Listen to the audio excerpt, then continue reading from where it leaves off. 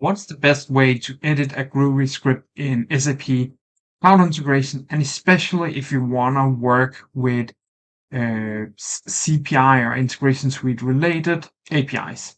That's one of the things I just want to show you here.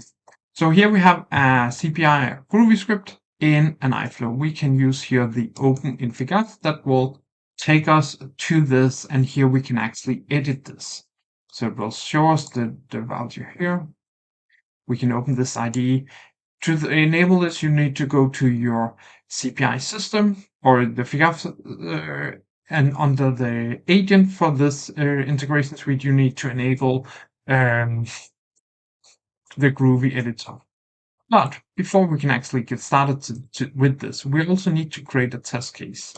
And we can obviously ignore it, but having a test case gives us some benefits.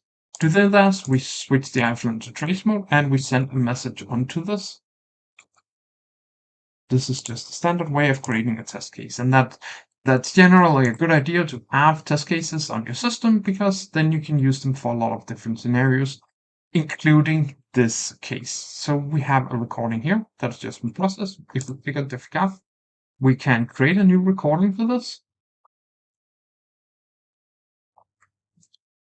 We'll just add it to an existing test suite, and we will give it a name that is called Groovy Editor. And now this will download all of these messages that exist in this flow, and this will take a few seconds to process, depending on how many messages and size, etc., of your CPI system. So now we have processed this, and we can say OK. So now we have the data for this. We select here, create the test case, and we just create the test case for this scenario. That's all good. Now, if we want to edit this and see how it goes, we can go here into the tool. We can select which method we want to use. We can fill in some data if we want to do that. But since we already created a test case, as we can see, we have the test case here. We can then select the message from this test case, and now we can actually run this. And if we make some modifications to one of these values, not common analytics, we're not really be checking that. But if we do a change here, it's a little easier than changing the code for it. We can see it's being changed here. And we can do the comparison here. We can see that there's actually the difference that we expected here. That's all good. But we wanted to do some more changes to this, and we wanted to check what are the values that is coming from here.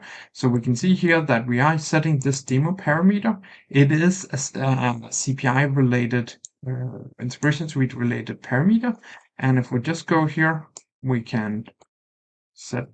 So if we go back to our integration suite system here, we can go in, we can edit this. Let's check. So Groovy editor 2, check is the value. We'll set it to. And select deploy. Yes, deployed. And what we can then do is we can run this again, find the right window. So if we run here, we would obviously expect this API key to be changed. We can see it is now changed, and this makes the process of developing such iFlow much easier. Once we're done with it, so obviously you probably want to remove all of this code here. We can add it as a new API key, just for the fun of it.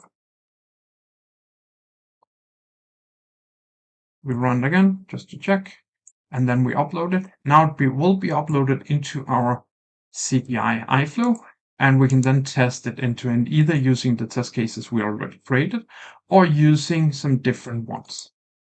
All of this just makes the process much smoother when you are developing integration suite iFlows. So here, so synchronization is finished. So what you would need to do is just to refresh the page up here.